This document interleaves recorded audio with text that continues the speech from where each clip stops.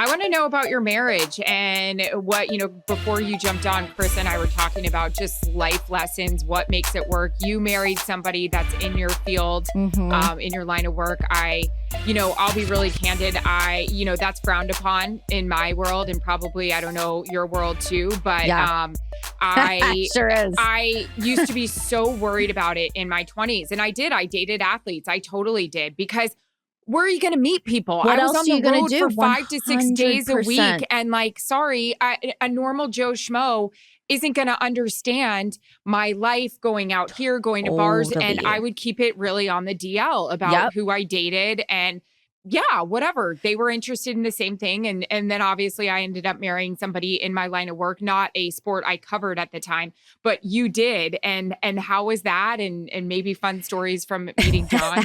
So when John and I first started dating, we kept it under wraps for like a good 6 months before anyone and it's like kind of hard. I mean, we're always all together. We're on the road. We're at the hotels. We're in the arenas. Like it is not easy to really sweep that under the rug.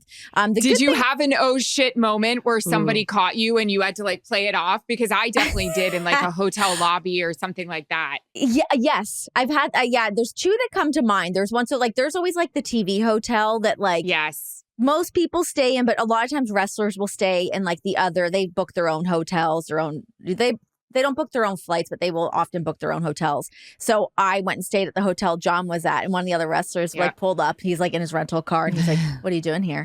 Why are you here?" And I was like, and I was so new at the time that I wasn't even sure that I was "Oh, how do I handle this situation?" That I was like, I don't know. It's just a hotel they booked me. This way, he's like, "Yeah, okay." They sniffed me out so fast.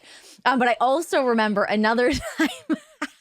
John and I have been together for a while at this point, but. It was JBL, who's a legendary wrestler. His hotel room was right next to ours. And the next day, he's girl. "Hey, I was next to your guys' room last night." And I'm like, oh my God, I just start sweating that I'm not even just on the sexual romance level front, but I was like, what were we saying? What were we talking about? That's happened before. It was definitely a bit of a panic mode. But you know that moment when you're staying in obviously we all do, we're staying in a hotel with colleagues and you're like, fuck, which room are they in? Because was I talking too loud to my friend, to whoever on the phone? You gotta, The worst. Oh my God. I know. Yeah, especially if you're you have a couple sips of wine and you're like, just here we go.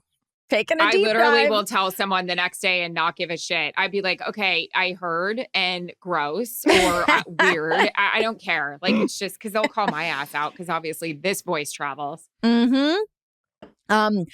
so when John and I first started dating, though, we did keep it to ourselves for quite a while. And then once the cat kind of got out of the bag, and we've been together for a while. But John really keeps to himself. When he's not the social butterfly. If you meet him, it's he just kind of does his own thing. So when people started seeing him and I hanging around, it was weird to them because he talks to nobody.